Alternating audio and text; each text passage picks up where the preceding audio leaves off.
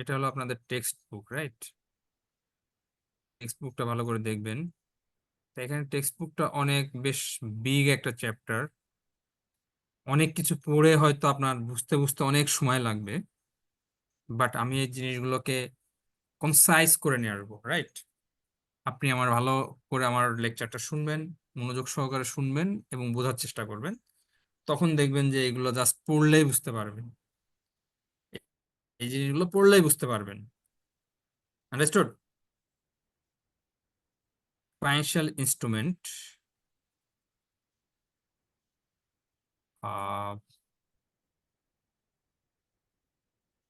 can you see the PowerPoint presentation or Yes, sir. can you see the presentation slide? Yes, sir. Financial instrument, that is IFRS 9.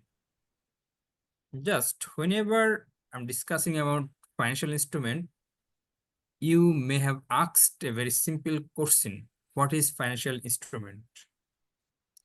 It's basically a contract that creates financial asset for one entity. The same contract creates financial liability or equity instrument of the opponent entity, I would say. আপনারা বুঝতে পারছেন যে financial instrument একটা contract থাকবে যেটা একটা পক্ষের জন্য ফাইন্যান্সিয়াল অ্যাসেট তৈরি করবে, সেম কন্ট্রাক্টটা অন্য পক্ষের জন্য ফাইন্যান্সিয়াল লাইবিলিটি অথবা ইকুইটি ইনস্ট্রুমেন্ট তৈরি করবে। আপনার টেক্সট বুকেও এই আইএফআরএস 9 এর ডেফিনেশনই দেয়া আছে, তাই না? টেক্সট বুকেও আপনাদের এই ডেফিনেশনই দেয়া আছে যে ফাইন্যান্সিয়াল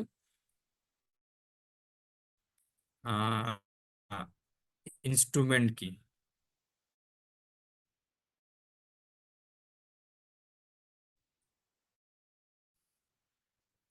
এই যে financial instrument of another entity, right? এখন কোশ্চেন হচ্ছিল ফাইন্যান্সিয়াল অ্যাসেট কি আর ফাইন্যান্সিয়াল লাইবিলিটি কি। তা আমি একটা এক্সাম্পল বলি তাহলে বুঝতে পারবেন। ধরেন একটা কোম্পানি ঢাকা স্টক এক্সচেঞ্জে শেয়ার ইস্যু করছে, আবার বন্ড ইস্যু করছে, রাইট? আর একটা কোম্পানি ওই কোম্পানির শেয়ার কিনছে এবং বন্ডও কিনছে। তাহলে যে কোম্পানি কিনতেছে তার জন্য কিন্তু ইনভেস্টমেন্ট, তাই না? শেয়ার ইনভেস্টমেন্ট, বন্ড ইনভেস্টমেন্ট দুটোই তার জন্য ফাইন্যান্সিয়াল অ্যাসেট। আর যে কোম্পানি ইস্যু করছে এই দুইটা ইনস্ট্রুমেন্টের একটা ইনস্ট্রুমেন্ট হচ্ছিল তার জন্য ইস্যুয়ারের জন্য ইকুইটি, আর একটা ইনস্ট্রুমেন্ট হচ্ছিল ডেপ্ট বা লাইবিলিটি। ওকে, এখন আসেন ফাইন্যান্সিয়াল অ্যাসেটের ডেফিনেশনে অ্যাকাউন্টিং স্ট্যান্ডার্ড কি বলছে। ফাইন্যান্সিয়াল অ্যাসেট হচ্ছিল cash and cash equivalent, equity instrument of another entity. ওই যে যেটা এক্সাম্পল আমি একটু আগে দিলাম, same cash or cash equivalent. এটা কিভাবে ফাইন্যান্সিয়াল অ্যাসেট হয়? ক্যাশ হচ্ছিল cash in hand, cash at bank, this is financial instrument. একেবারে হ্যান্ড ক্যাশ, এটা কিভাবে ফাইন্যান্সিয়াল ইনস্ট্রুমেন্ট হয়? এইটারও কিন্তু একটা পারচেজিং পাওয়ার আছে, তাই না? ওখানে লেখা থাকে চাহিদা মাত্র ইহার বাহককে দিতে বাধ্য থাকবে। negotiable instrument. Negotiable instrument is different thing. Okay, cash হচ্ছে হলো এটা একটা ইন্টেন্সিভ ভ্যালু আছে, সরি ইন্টেন্সিভ ভ্যালু না, এটা একটা মানে পারচেজিং পাওয়ার আছে, কারেক্ট? যে একটা দেশের যে গভর্নমেন্ট সে এটাকে ইস্যু করছে এবং এটা একটা পারচেজিং পাওয়ার আছে। আচ্ছা, ক্যাশ ইকুইভ্যালেন্ট যেমন cash at bank. Cash at bank আপনার জন্য ফাইন্যান্সিয়াল অ্যাসেট, ব্যাংকের জন্য liability. Short term investment, highly liquidable investment, যেগুলো ক্যাশ ইকুইভ্যালেন্টের অন্তর্গত থাকে, এগুলো আপনার জন্য ফাইন্যান্সিয়াল অ্যাসেট, ব্যাংকের জন্য লাইবিলিটি। Very simple. এখন আসেন থার্ড পয়েন্টে বলছে contractual right to receive cash or another financial asset is very important. Contractual right to receive cash, what is this? For example, receivable. Receivable is exactly contractual right to receive cash. Trade receivable, other receivable, advance deposit prepayments. These are contractual right to receive cash. And for the opponent party, it is contractual obligation to deliver cash. Correct? তাহলে এখান থেকে কিন্তু আপনি financial asset আর financial liability খুব সহজেই define করতে পারছেন। Cash অথবা অর অ্যানাদার ফাইন্যান্সিয়াল অ্যাসেট, এটা সবসময় ফাইন্যান্স ক্যাশ দিয়ে সেটেল হবে এরকম না, অন্য আর একটা অ্যাসেট দিয়েও সেটেল হতে পারে, তাই না? রিসিভেবলটা আবার শেয়ার ইস্যু করে দিল রিসিভেবলের পরিবর্তে, correct? Or to exchange financial asset or financial liability under potential favorable condition. This is very important. Or to exchange financial asset or financial liability under potential favorable condition. এটা বোঝার জন্য আপনাকে financial management বুঝতে হবে।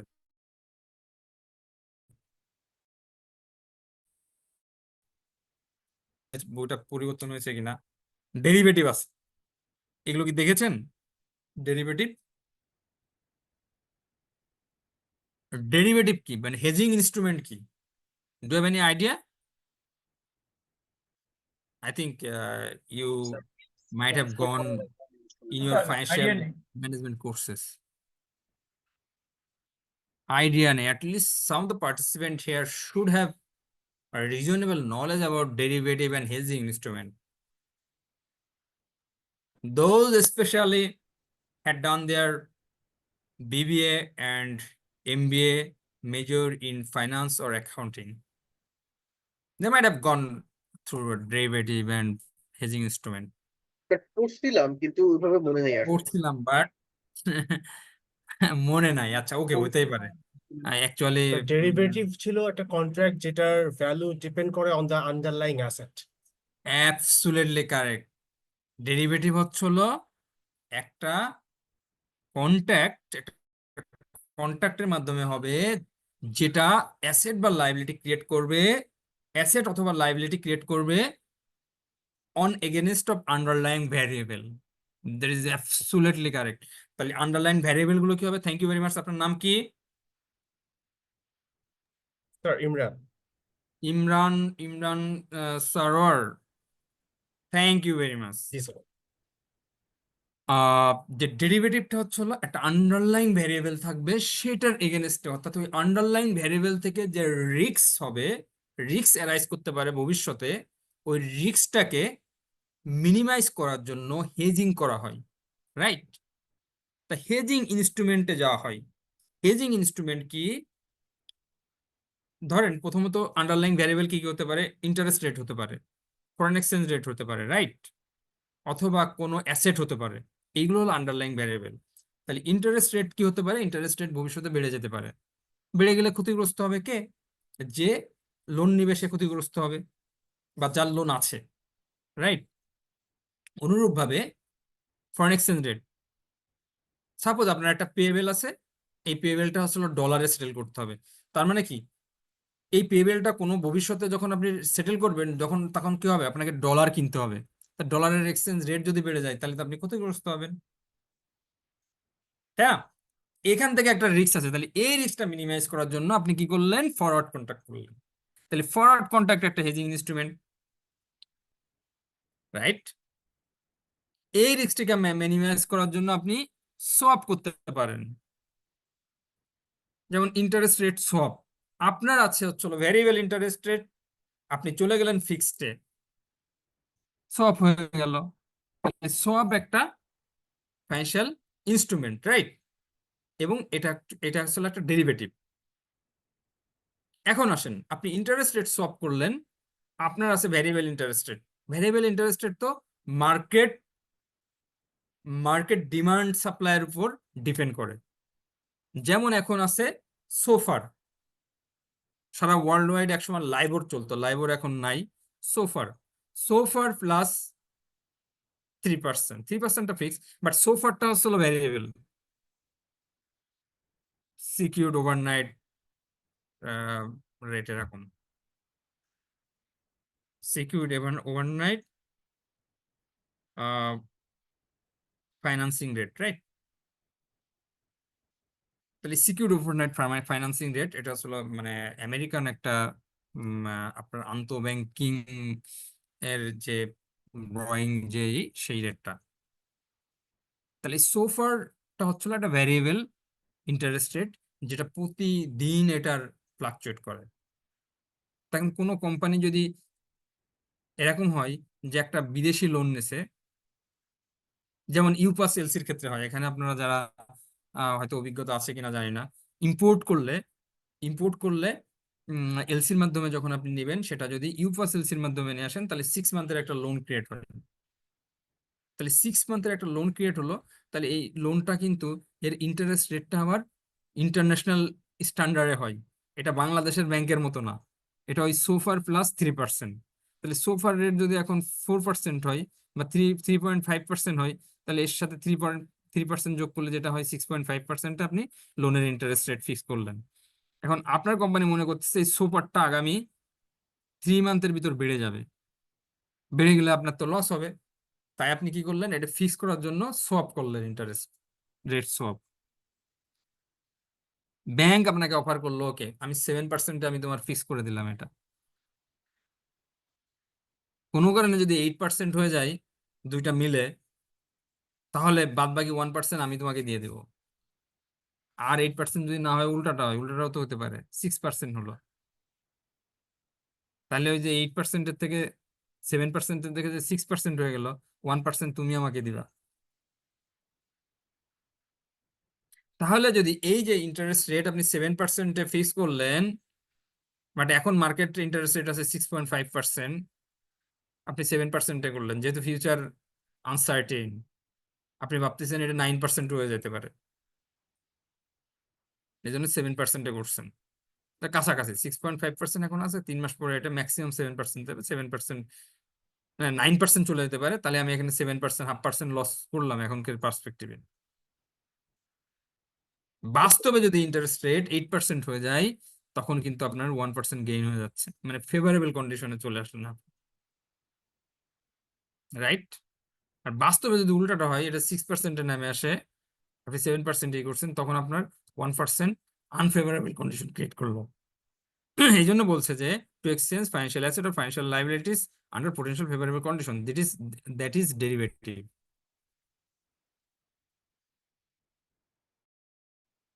Clear?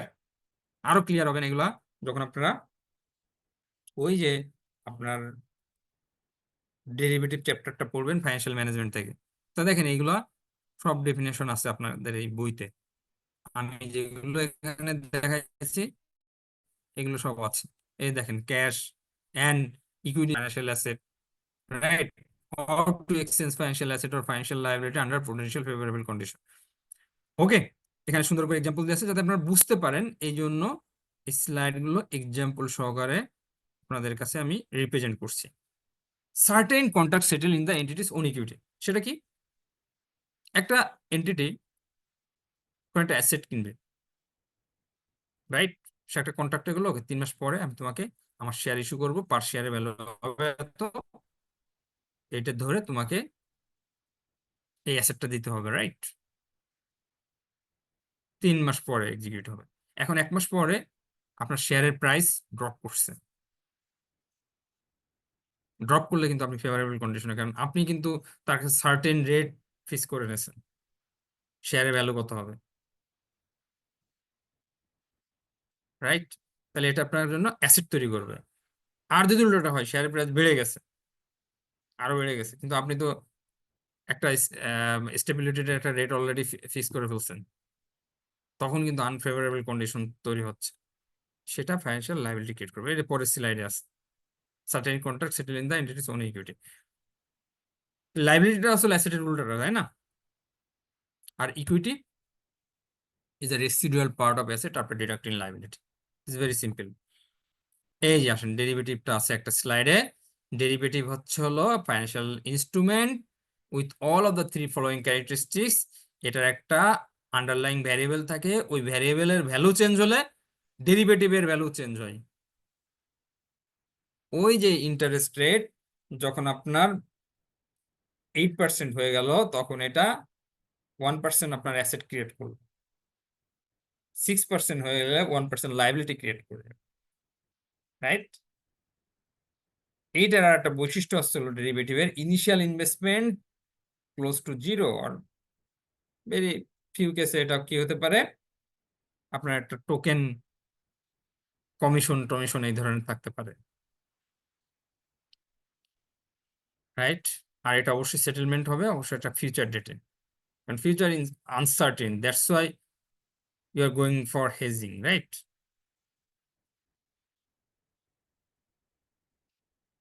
Okay, so let us come to the point. আমরা মোটামুটি 4-5টা স্লাইডে আগে যেটা দেখলাম, ফাইন্যান্সিয়াল ইনস্ট্রুমেন্ট কি, ফাইন্যান্সিয়াল অ্যাসেট কি, ফাইন্যান্সিয়াল লাইবিলিটি কি, এইগুলা চিনলাম, রাইট? এখন এটার classification is very important.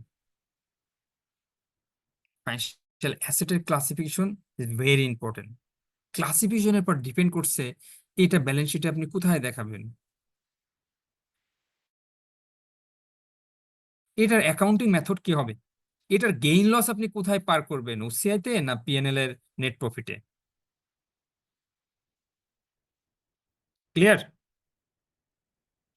So let us discuss. প্রথমে আমি শেয়ারের ক্ষেত্রে আলোচনা করি। ধরেন আপনার কোম্পানি একটা শেয়ারে ইনভেস্ট করছে, okay? Let's come to the point. আপনার কোম্পানি একটা শেয়ারে ইনভেস্ট করছে। শেয়ারে ইনভেস্ট করলে, ইকুইটি শেয়ারে যদি ইনভেস্ট করে, সেটা সবসময় আপনাকে ফেয়ার ভ্যালুতে ভ্যালুয়েশন করতে হবে। ফেয়ার ভ্যালুটা বুঝেন তো, তাই না? ফেয়ার ভ্যালুটা হচ্ছে হলো এমন একটা ভ্যালু যে ভ্যালুতে ক্রেতা বিক্রি করতে চাচ্ছে এবং ক্রেতা কিনতে চাচ্ছে আর বিক্রেতা বিক্রি করতে চাচ্ছে উইলিংলি, উইদাউট এনি কোয়ারশন, এবং বোথ ক্রেতা এবং বিক্রেতা উভয়ই এই প্রোডাক্টটা সম্পর্কে মার্কেট ইনফরমেশন আছে, মার্কেট নলেজ আছে।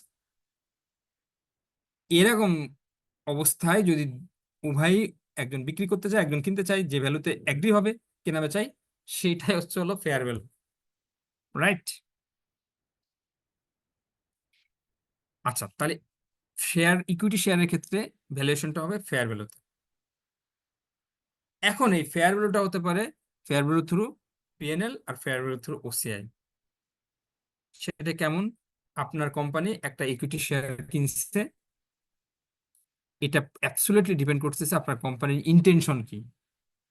আপনার কোম্পানির ইন্টেনশন যদি হয় এটা অনেক বছর ধরে রাখবে বা অনেক দিন ধরে রাখবে, মাসের পর মাস ধরে রাখবে, এবং এখান থেকে ডিভিডেন্ড পাবে প্রতি বছর, যেমন গ্রামীণ ফোনের শেয়ার, ব্রিটিশ আমেরিকা টোবাকোর শেয়ার ভালো ডিভিডেন্ড দেয়, রাইট? এই শেয়ারে ইনভেস্ট করছে, মানে প্রতিনিয়ত কেনা বেচার উদ্দেশ্য না। তাহলে আপনার ক্লাসিফিকেশন হবে fair value through OCI. Clear? তাহলে ক্লাসিফিকেশন হবে ফেয়ার ভ্যালু থ্রু ওসিআই। মানে লং টার্ম গুলো যেগুলো থাকবে সেগুলো হচ্ছে এটাতে পড়বে, রাইট? Right, right. আর শর্ট টার্মের জন্য যদি if a company invest in equity share and that is subject to held for trading, right, then it should be classified as fair value through P&L. তার মানে এখানে যে গেইন বা loss আসবে সেটা পিএনএল এ চার্জ হবে, আর এটার ক্ষেত্রে যে গেইন লস আসবে সেটা ওসিআই তে চার্জ হবে। ওকে? স্যার এটার কোনো টাইম ফ্রেম আছে যে না, নির্দিষ্ট কোনো টাইম ফ্রেম নেই। আপনার এটা এলো কোম্পানির ইন্টেনশনের উপর ডিপেন্ড করতেছে। স্যার একটা স্যার আমরা এটা যিনি বলতে চাচ্ছেন বলেন, আপনি আগে শেষ করেন। জি, থ্যাংক ইউ স্যার। এই সেগ্রিগেশনটা আমরা কেন করব? আমরা তো এটাকে ইনকাম হিসেবে পিএনএল দেখাতে পারতাম না? সেগ্রিগেশনটা আমি কেন করব? অবশ্যই লজিক আছে। যে শেয়ার আপনি লং টার্ম ধরে রাখবেন, ওই শেয়ারের গেইন বা লসের ইম্প্যাক্টটা কিন্তু অনেক পরে আসবে, তাই না? দ্যাটস ওয়াই এটা পিএনএল এ চার্জ মানে কি বুঝতে পারছেন তো? পিএনএল এ চার্জ করা মানেই আসলে এটা ইপিএস এ হিট করবে, রাইট? Price sensitive information. একটা শেয়ারে আপনার এখন গেইন আছে, কিছুদিন পরে ওটা আবার লস হয়ে যাচ্ছে, তাই না? বা কোনো অপারেটিং অ্যাক্টিভিটি করা নাই রাইট, রাইট। তা সেটা যদি আপনি পিএনএল এ নিয়ে আসেন তাহলে এটা তো জাস্টিফাইড না। প্রপার্টি প্ল্যান ইকুইপমেন্টের ক্ষেত্রে কি করেন? রিভ্যালুয়েশন করেন, ওটা কি পিএনএল নিয়ে আসেন? ডেফিনেটলি না, ওটা ওসিআই তে রাখেন। দ্যাটস ওয়াই এটা একটা লং টার্মের জন্য। স্যার আমার একটা Correct. কোশ্চেন হলো স্যার যদি স্যার এখানে তো স্যার আমি তো ডিভিডেন্ড পাচ্ছি, তো ডিভিডেন্ডটা স্যার আমি পিএনএল এ চার্জ করবো না? হ্যাঁ, ডিভিডেন্ড তো অবশ্যই ইয়া- পিএনএল যাবে। ডিভিডেন্ড ইয়ারলি ক্যাপিটাল গেইনের কথা বলছি। ডিভিডেন্ড তো ডেফিনেটলি পিএনএল যাবে। আমি ক্যাপিটাল গেইনের কথা বলছি। আচ্ছা, আমি একটা আচ্ছা ইলাস্ট্রেশন সহকারে বুঝাই আপনাদের, then you'll understand more clearly, right? Thank you. So let us come to the Excel sheet. Okay. Financial asset. Financial asset. Investment in equity share. Investment in equity share. ভালো করে একটু বুঝেন। আপনার কোম্পানি, জাস্ট মনে মনে ভাবেন, আপনার company কিছু লিকুইড আছে, সে ইনভেস্ট করবে। এখন কোথায় ইনভেস্ট করবে? সে একটু রিস্ক নিতে যাচ্ছে যে শেয়ার মার্কেটে আমি ইনভেস্ট করবো, এখানে there is possibility of high return, at the same time very high losses also, right? First of all, আপনার কোম্পানি যখন ইনভেস্ট করবে, এটা কি শর্ট টার্মের জন্য করবে না লং টার্মের জন্য করবে, আপনার কোম্পানি সেটা ডিসাইড করবে। ডিসাইড করলো যে শর্ট টার্মের জন্য করবে, মানে এখন কিনে 15 দিন, 1 মাস, 2 মাস এর ভিতর যদি দাম বাড়ে বিক্রি করে দেবে। এটার একটা নাম আছে held for trading, short term gain, যেটা হেল্ড ফর ট্রেডিং বলে। ইন্টেনশন হচ্ছিল হেল্ড ফর ট্রেডিং। তো ধরলাম একটা শেয়ারের মার্কেট প্রাইস ছিল 50 টাকা, আপনার কোম্পানি 1 জুন 2024 সালে ইনভেস্ট করছে। এখানে কিছু ইনভেস্টমেন্ট এক্সপেন্স ছিল, 1 টাকা আমি ধরে নিলাম ইনভেস্টমেন্ট এক্সপেন্স। তাহলে আপনার কোম্পানি এই ইনভেস্টমেন্টের জন্য জার্নাল এন্ট্রি কি দেবে? ইনভেস্টমেন্ট ডেবিট করবে 50 টাকা। এই যে ইনভেস্টমেন্ট এক্সপেন্স, এটাকে পিএনএল এ এক্সপেন্স হিসাবে চার্জ করবে, রাইট? ইনভেস্টমেন্ট এক্সপেন্স হিসাবে 1 টাকা চার্জ করবে, পিএনএল এ চার্জ করবে। তাহলে টোটাল কত টাকা খরচ হলো আপনার কোম্পানি? 51 ব্যাংক থেকে 51 গেল, মানে পার শেয়ারে। ইনভেস্টমেন্টে কিন্তু আপনি 51 রেকর্ড করছেন না, 50 করছেন। 1 টাকা ইনভেস্টমেন্ট এক্সপেন্স হিসেবে পিএনএল এ। সেম এই ইনভেস্টমেন্টটা যদি আপনার কোম্পানির ইন্টেনশন থাকে এটা লং টার্ম হোল্ড করবে, লং টার্ম হোল্ড করবে, এইটার আর একটা নাম হলো available for sale, FS investment, right? তাহলে এটার রেকর্ড কিভাবে করতো? পুরো টাকাটাই আপনার কোম্পানি ইনভেস্টমেন্ট হিসাবে ডেবিট করতো, পিএনএল এ নিত না। ইনভেস্টমেন্ট ডেবিট করতো আর ব্যাংক ক্রেডিট করতো। তাহলে জার্নাল এন্ট্রিতে একটা ডিফারেন্স আছে, ক্লাসিফিকেশনের উপর জার্নাল এন্ট্রিতে ডিফারেন্স আছে, তাই না? Goat this point? Short term এবং লং টার্ম ডিফাইন কিভাবে হয়, timing? Short term long term ওই যে পরীক্ষায় বলা থাকবে। শর্ট টার্ম হলো যেগুলো ওই যে হেল্প ফর ট্রেডিং, মানে এখন কিনে কিছুদিন পরে বিক্রি করবো, আবার কিনবো বিক্রি করবো, এরকম, রাইট? আর লং টার্ম হলো ধরেন 2 বছর, 4 বছর, 5 বছর এরকম রেখে দেবো, ডিভিডেন্ড নেবো। এরকম অনেক কোম্পানির ইনভেস্টমেন্ট আছে, কিন্তু অনেক কোম্পানিতে ইনভেস্ট করছে 5 বছর, 7 বছর, 10 বছর ধরে রেখে দিয়েছে। এইগুলোই হলো লং টার্ম, রাইট? এগুলো বলে দেওয়া থাকবে পরীক্ষায়, নো ওয়ারিস। ওকে, আমার একটা প্রশ্ন আছে। বলেন। ফ্যাক্ট হলো, যদি একটা কোম্পানির মানে বিজনেসটা, কোর বিজনেসটা হয়তো বা অন্য কোনো একটা ম্যানুফ্যাকচারিং বা আদার্স আছে, কিন্তু সে হলো যে ইনভেস্টমেন্ট করছে এই শেয়ার মার্কেটে বা কোনো একটা কোম্পানি শেয়ার কিনেছে, সেটা শর্ট টার্ম বা লং টার্মের জন্য যেটাই হোক, সেক্ষেত্রে কি এটা আমরা পিএনএল এ চাষ করতে পারবো শর্ট টার্মের জন্য হলে? আমি বুঝিনি আপনার কোম্পানি, মানে সরি। এইটার হয়তো কোর বিজনেসটা স্যার আলাদা, তার হয়তো অপারেটিং হয়তো অন্য কোনো ম্যানুফ্যাকচারিং বা কোর বিজনেস তো আলাদাই হবে আপনার। এই ইনভেস্টমেন্ট কারোর বিজনেস হলে সেটা তো আলাদা। সেটাই যে কোর বিজনেস তো আপনার ধরেন আপনার ম্যানুফ্যাকচারিং একটা কোম্পানি, রাইট? সে আলাদা আপনার এই ইনভেস্টমেন্ট করছে। তা এটা যদি আপনার শর্ট টার্মে যদি করে, তাহলে এটা এই ক্লাসিফিকেশন আসবে কিনা, তাই তো? হ্যাঁ, অফকোর্স এই ক্লাসিফিকেশন আসবে। আর লং টার্মে করলে এই ক্লাসিফিকেশন আসবে। ওকে স্যার, ঠিক আছে। কোর বিজনেস অন্য কিছু হলে আপনি কি আপনার আপনার ইনভেস্টমেন্ট লং টার্মের জন্য করতে পারেন না? ডেফিনেটলি করতে পারেন। আরেকজন প্রশ্ন করছিল, প্লিজ। স্যার আমার তো হচ্ছে, সাপোজ আমি একটা কোম্পানিতে শেয়ার ইনভেস্ট করলাম, সেটা লং টার্মে ইনভেস্ট করলাম, দীর্ঘদিন ধরে শেয়ারটা থাকবে। বাট যে কোনো কারণে মার্কেট সিচুয়েশনের কারণে মার্কেট ফল ডাউন করছে। আচ্ছা, এই সিনারিও গুলোতে একটু পরে আসতেছি, বুঝছেন? জি। আমি শেষ করতে পারিনি, তার আগে আপনারা বিভিন্ন কোশ্চেন শুরু করছেন। এই সিনারিও গুলো পুরোটা শেষ করলে আপনারা কোশ্চেন দেখবেন অর্ধেকই পেয়ে গেছেন অ্যান্সার। স্যার একটা ছোট প্রশ্ন ছিল, ঠিক আছে। আমি কি শেয়ার মার্কেট ছাড়া অন্য কোনো কোম্পানিতে ইনভেস্ট করলে সেটা আমি কি স্যার যদি দীর্ঘমেয়াদী করে থাকি সেটা আমি কি লং টার্ম হোল্ডিং এ দেখাবো?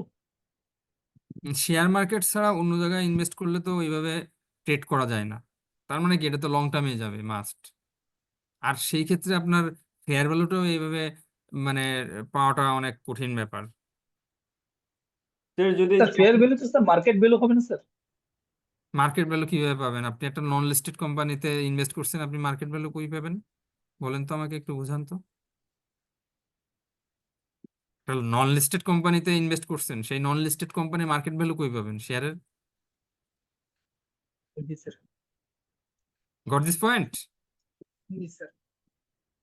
ওইটার ফেয়ার ভ্যালু ক্যালকুলেশনের কয়েকটা মেথড আছে, সেই মেথড অ্যাপ্লাই করে তাও কোনটা জাস্টিফাইড হবে সেটাও তো একটা বিষয়। আপনি আপনার মতো করে ভ্যালুয়েশন করে একটা দেখাই দিলেন, তাহলে তো হবে না। জি স্যার, মানে স্যার ভ্যালুয়েশনটা করতে হবে আর কি স্যার। রাইট, রাইট, সেটা ইন্ডিপেন্ডেন্ট ভ্যালুয়ারিতে ভ্যালুয়েশন করতে হবে। ওকে, জি স্যার। সো আমরা একটু আমার ওয়েতে আগাই, রাইট? তাহলে আপনারা বেশি উপকৃত হবেন। ওকে, তার আপনাদের এই কোশ্চেনের অ্যান্সার অনেকগুলো পেয়ে যাবেন। একটা ফেজ শেষ করি, তারপরে কোশ্চেন করলে ভালো হবে, বুঝছেন? আর একেবারেই যেগুলো আর্জেন্ট কোশ্চেন অবশ্যই করবেন না বুঝলে। এই দেখেন, এরপরে 6 মান্থ পরে বা 3 মান্থ পরে আমি এটাকে ভ্যালুয়েশন করলাম, রিভ্যালুয়েশন, রাইট? বা রিমেজারমেন্ট, হোয়াট এভার, রিভ্যালুয়েশন আর রিমেজারমেন্ট বলতে পারেন। কারণ রিপোর্টিং ডেট আসছে, রিপোর্টিং ডেটে রিমেজারমেন্ট করছে, কোয়ার্টারলি রিপোর্টিং। রিমেজারমেন্ট কত টাকায় আসছে, তখন হলো ফেয়ার ভ্যালু ইনক্রিজ করছে, 55 হয়ে গেছে, 55 হয়েছে ফেয়ার ভ্যালু। শেয়ারটা এখনো সেল করেনি, বাট ইন্টেনশন আছে ইমিডিয়েট সেল করার, ভালো দাম পেলে ইমিডিয়েট সেল করার। আগের রেকর্ড ছিল 50 টাকা, এটা 5 টাকা বেড়ে গেছে, তাহলে ইনভেস্টমেন্ট ডেবিট হবে, গেইন অন ইনভেস্টমেন্ট কোথায় যাবে? পিএনএল এ যাবে। Very simple. সেম শেয়ারটা যদি ইন্টেনশন থাকতো লং টার্ম হোল্ড করার, তাহলে জার্নাল কি দিতাম? ইনভেস্টমেন্ট ডেবিট করতাম, বাট এটা 4 টাকা দ্বারা, কারণ আগে ছিল 51 টাকা, এখন 55 টাকা হয়েছে, 4 টাকা বাড়ছে, ডেবিট করতাম। আর গেইন অন ইনভেস্টমেন্ট এটা কোথায় যেত? ওসিআই তে যেত। তাহলে এটা গেল পিএনএল এ 5 টাকা, আর এটা গেল ওসিআই তে 4 টাকা, দেখছেন ডিফারেন্সটা? তাহলে এইগুলো কিসের পর ডিপেন্ড করতেছে? এই ক্লাসিফিকেশনের, this is very important, right? Sir হুম, বলেন। বলছেন ইয়েস স্যার বলছি। ওকে, ইয়েস স্যার বলছেন, থ্যাংক ইউ। স্যার স্যার এই যে, হ্যাঁ বলেন। স্যার যেটা বলছিলাম এইখানে যে গেইনটা এটা টোটালি আনরিয়ালাইজড গেইন তাই না স্যার? হ্যাঁ, আনরিয়েলাইজ, দুটোর ক্ষেত্রে আনরিয়েলাইজ, এটাও আনরিয়েলাইজ, এটাও আনরিয়েলাইজ। এই যে রিয়েলাইজ আচ্ছা একটু পরে হচ্ছে, শেষ করতে দেন, দেখবেন রিয়েলাইজ পেয়ে যাবেন, রাইট? শেষ করতে দেন, তাহলে রিয়েলাইজ পেয়ে যাবেন। 15 অক্টোবর 2024 সালে এই শেয়ারটা সেল করে দেওয়া হয়েছে, 62 টাকায় সেল করা হয়েছে। 62 টাকা সেল করলে তো 62 টাকা আপনি পাবেন, তাই না?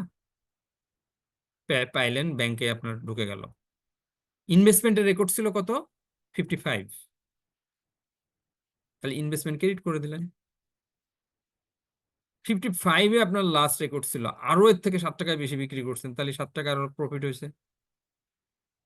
Gain on investment P&L credit করছেন 7 টাকা। That's all, right? বাট এইটার ক্লাসিফিকেশন যদি ফেয়ার ভ্যালু থ্রু ওসিআইতে থাকতো, অর্থাৎ লং টার্ম হোল্ডিং যদি হতো, তাহলে কি হতো? তাহলে আপনি 62 টাকায় পেতেন, তাই না? আর ইনভেস্টমেন্ট যেটা লাস্ট রেকর্ড হয়েছিল 55, এটা ক্রেডিট হয়ে যেত। এখানে দেখেন একটা ডিফারেন্স। এই ক্ষেত্রে আপনি ওসিআইতে নিয়েছেন, কিন্তু এই ক্ষেত্রে ওসিআইতে নিতে পারবেন না। কেন জানেন? কারণ আইটেমটাই তো বিক্রি হয়ে গেছে, সেটা ওসিআই কিভাবে থাকবে? এই জন্য এটাকে কোথায় নিয়ে যাবেন? পিএনএল এ নেবেন, রাইট? যেহেতু আইটেমটাই নেই, এটার ওসিআই তো থাকবে না, এটা তখন নিতে হবে কোথায়? পিএনএল এ নিতে হবে। সাথে সাথে আর একটা জার্নাল এন্ট্রি আছে। এই যে আগে কিছু রিজার্ভ ক্রিয়েট করে রাখছেন না ওসিআই, এই ওসিআইও তো থাকবে না, কারণ আইটেমটাই তো নাই, কোম্পানি হোল্ড করছে না। তখন কি করতে হবে? ওইটাকে, ওই ওসিআইটাকে রিক্লাসিফাই করে রিটেন আর্নিংসে ট্রান্সফার করতে হবে। পিএনএল নিতে পারবেন না, যেহেতু ইকুইটি শেয়ার, রাইট?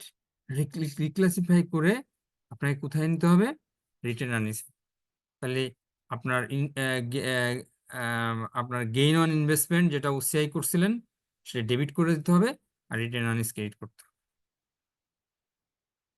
এটা কি স্যার ক্লিয়ার? নমিনাল অ্যাকাউন্টের মতো স্যার, যে ক্লোজিং এন্ট্রি যেভাবে দেই আমরা স্যার, ওই কনসেপ্টটা? ক্লোজিং এন্ট্রি তো এগুলো তো জার্নাল এন্ট্রি হবে আলাদা, মানে স্যার আপনি এই যদি ক্ষেত্রে কি আমরা গেইন অন ইনভেস্টমেন্টটাকে আন্ডারস্টেটেড করলাম না? গেইন অন ইনভেস্টমেন্ট আন্ডারস্টেটেড করলেন? কই না তো। স্যার পিএনএল এ তো আমরা টোটাল ওভারঅল যদি চিন্তা করি 7 টাকার মানে জাস্ট না না, ইম্প্যাক্টটা ছিল।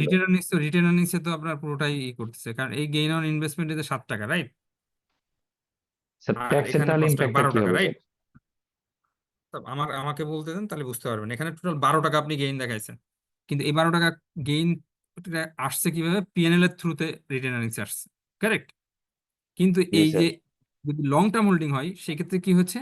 সেই ক্ষেত্রে হচ্ছিল পিএনএল এর থ্রুতে 7 টাকা আসছে, আর 4 টাকা আসছে হচ্ছিল রিটেন আর্নিংস এ সরাসরি গেছে।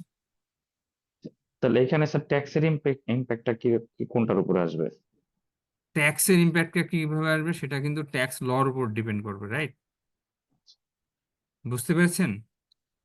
জি বাংলাদেশের যে স্যার। ট্যাক্স ল, সেই ট্যাক্স ল অনুযায়ী এটা ডিপেন্ড করে এই শেয়ারটার গেইনটা কিভাবে হয়েছে, কোন ব্যক্তির কাছে এটা হোল্ডিং ছিল।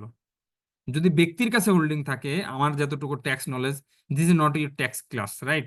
It is absolutely related to taxation subject, right? এই গেইনটা যদি ব্যক্তি কোম্পানি হয়, এটা পিওর ফাইন্যান্সিয়াল অ্যাকাউন্টিং এ আপনার ট্যাক্সের ট্রিটমেন্ট জিজ্ঞাসা করছেন আমাকে, আমি তারপরেও জানি বলে এই জন্য আপনাকে বলতে পারবো। এটা যদি ব্যক্তি হোল্ড করে, এটার উপর কোনো ট্যাক্স আসবে না, এই গেইনের উপর ট্যাক্স আসবে না। কোম্পানি যদি হোল্ড করে তাহলে এটার উপর ট্যাক্স আসবে। জি স্যার। আবার ব্যক্তির ভিতর শ্রেণী বিভাগ আছে, কোম্পানির ডিরেক্টর হলে 5% ট্যাক্স আছে। তা এই ধরনের শ্রেণী বিভাগ আছে, এই এই জিনিসের ট্যাক্সের ইম্প্যাক্ট তো আপনি এই ফাইন্যান্সিয়াল অ্যাকাউন্টিং ক্লাসে জিজ্ঞাসা করাটাই বোকামি। ট্যাক্সের ট্রিটমেন্ট যদি আপনার জানতে চাই তাহলে রেট দিয়ে দিবে এবং সেই নিয়ম উল্লেখ করে দেবে। ওকে? স্যার আমার স্যার। একটা কোশ্চেন ছিল। হুম, বলেন না। স্যার আমরা লাস্টে যে কাজটা করলাম, রিটেন এ গেইন অন ইনভেস্টমেন্টের যে অংশটুকু ট্রান্সফার করলাম, এই হুম। গেইন অন ইনভেস্টমেন্টটা এটা এটা এটা স্যার আমাদের ব্যালেন্স শিটের এটা কি পার্টনার স্যার, গেইন অন ইনভেস্টমেন্টটা? কারণ এই আমার গেইন অন প্রিভিয়াস ইনভেস্টমেন্টটা ব্যালেন্স শিটের পার্ট কিনা, মানে কোন গেইন অন ইনভেস্টমেন্ট, মানে এইটা না আমরা এইটা? স্যার ব্যালেন্স নিচেরটা শিটে শুধু নিচেরটা ইনভেস্টমেন্ট হয়ে গেল এখানে। ওটা তো নিচেরটা? রিটেন আর্নিং এ চলেই গেল ব্যালেন্স আচ্ছা শিটের আচ্ছা, পার্টিতে। ওকে, স্যার আমি আমি এখন একটু বলি, একটু শুনুন। স্যার আমি একটু বলবো কি স্যার? আচ্ছা বলেন। মানে আমি বলতে চাচ্ছি, সে ফর এক্সাম্পল এটা প্রিভিয়াস 2-3 বছরের যে গেইন গুলো আমার হচ্ছে গিয়ে ওসিআই তে যে প্রতি পিরিয়ডে আমি এটা রেকগনাইজ করছিলাম, সেটার একটা ডেবিট ইফেক্ট তো আমার একটা ইফেক্ট তো আমার ব্যালেন্স শিটে যাবে, তাই না? তাহলে ব্যালেন্স শিটে যে আমার রিজার্ভ আকারে, যেমন হচ্ছে কি রিভেলেশন রিজার্ভের একটা ব্যালেন্স কিন্তু আমার ইকুইটির আন্ডারে যোগ হয়, তাহলে সেটা এরকম কিনা স্যার? রাইট। এইটা তো সেম হবে। এটা শোনেন, এবার আপনার কোশ্চেন করা কি শেষ হয়েছে? আপনি জি স্যার, কোশ্চেন জি স্যার, করেন, আপনি একটা বিবৃতি দিয়েছেন, বুঝছেন? আমি এখন জি আপনাকে স্যার, বিবৃতিটার মানে ভ্যালিডেট করি। ওকে? জি স্যার, জি স্যার, জি আপনি যে শিওর স্যার। বিবৃতিটা দিয়েছেন absolutely correct in that particular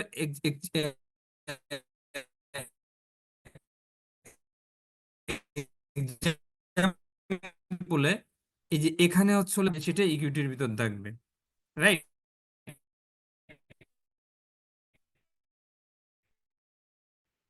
এই যে এটা আইটেমটাই সেল, পার্টিকুলার আইটেম, এর সাথে অন্যান্য থাকতে পারে, সেটা আলাদা জিনিস, সেটা তো সেল করেন নাই। এই আইটেমটা যখন সেল করে দেবেন তখন এইটা আর ওই ইকুইটির ভিতর ওসিআই আইটেম হিসাবে থাকবে না, সেটা রিটেন আর্নিংসে ট্রান্সফার হয়ে যাবে, মানে একটা ইকুইটি থেকে আর একটা ইকুইটিতে চলে গেল। ক্লিয়ার? জি স্যার। আচ্ছা, রিভ্যালুয়েশন রিজার্ভ থেকে ইকুইটি, কমন ইকুইটিতে চলে যাবে। রাইট, রিভ্যালুয়েশন রিজার্ভ না, ওই যে gain on BOCI investment. Right, clear? আচ্ছা, আর যে ডিভিডেন্ড পাবেন, দুইটার ক্ষেত্রে ডিভিডেন্ড সবসময় পিএনএল এ যাবে, ইনকাম হিসাবে, ডিভিডেন্ড ইনকাম হিসাবে পিএনএল এ যাবে। This is very important.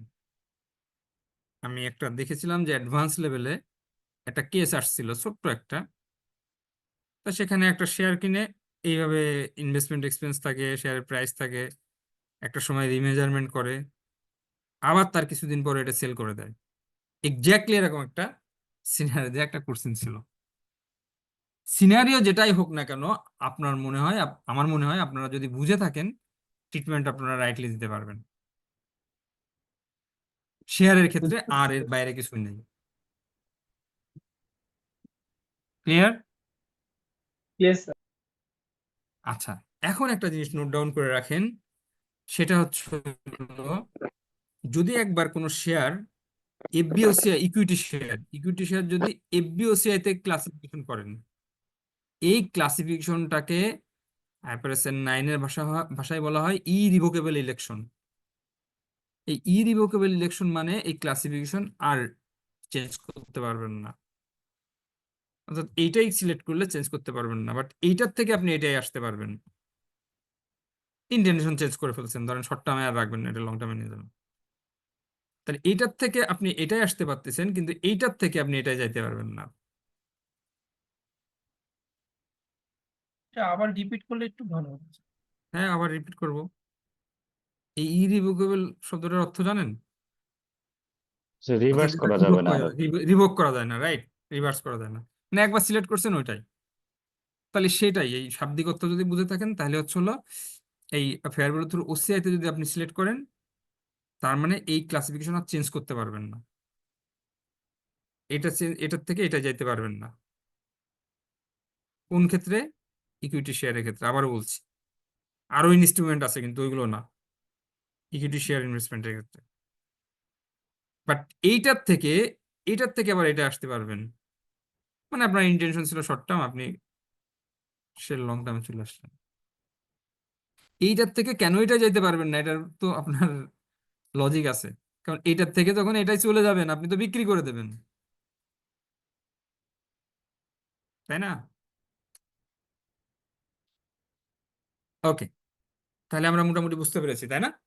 Any question so far? জি স্যার। জি আলহামদুলিল্লাহ স্যার, ভালো বুঝেছি। মানে মানে ফাইন্যান্সিয়াল মানে ইনস্ট্রুমেন্টটা ইয়েটা যত কঠিন মনে হতো, এখন স্যার ততটা সহজ মনে হচ্ছে। থ্যাংক ইউ না, স্যার। আরো সহজ মনে হবে, আরো সহজ মনে হবে ইনশাল্লাহ। অবশ্য এই বই পড়ে তখন মজা পাবেন, দেখবেন এই যে বইটা দিয়ে আছে না আপনাদের টেক্সট বই, দেখবেন সব কোশ্চিন পারতেছেন, রাইট? এখানে শেয়ার নিয়ে যদি কোনো কোশ্চিন থাকে, শেয়ার নিয়ে কোশ্চিন না থাকলেও এখানে আসবে পরীক্ষার জন্য ভেরি ইম্পর্টেন্ট। শেয়ার নিয়ে তো কোশ্চিন থাকবেই, কোনো না কোনো সময় তো থাকবেই, রাইট? এরপর বন্ড আমরা দেখবো, বন্ডের ক্ষেত্রে কিভাবে অ্যাকাউন্টিং করবেন, রাইট? স্যার একটা কোশ্চেন ছিল। হুম হুম, বলেন। স্যার এখানে তো আমরা তো স্যার শেয়ার প্রাইসটা বাড়ার ক্ষেত্রে আমরা দেখছি, বাট আমরা কিন্তু স্যার প্রাইস যদি কমে যায় 50 টাকার নিচে নেমে যায়, সেক্ষেত্রে আমাদের ট্রিটমেন্টটা কি হবে স্যার? লস হবে তখন স্যার ইনভেস্টমেন্ট যদি এই আমরা লস রিকগনিশন লং করবেন। টার্ম ইনভেস্টমেন্টটা করি, সেক্ষেত্রে স্যার কি করব? লং টার্মের ক্ষেত্রেও ওই যে ওসিআই লস হবে, ওসিআই ডেবিট ব্যালেন্স থাকবে, তখন ইনভেস্টমেন্ট ক্রেডিট হয়ে যাবে আর ওসিআই ডেবিট ব্যালেন্স থাকবে। এটার নাম কি? Other comprehensive expense or income, other comprehensive income ব্র্যাকেটে এক্সপেন্স, রাইট?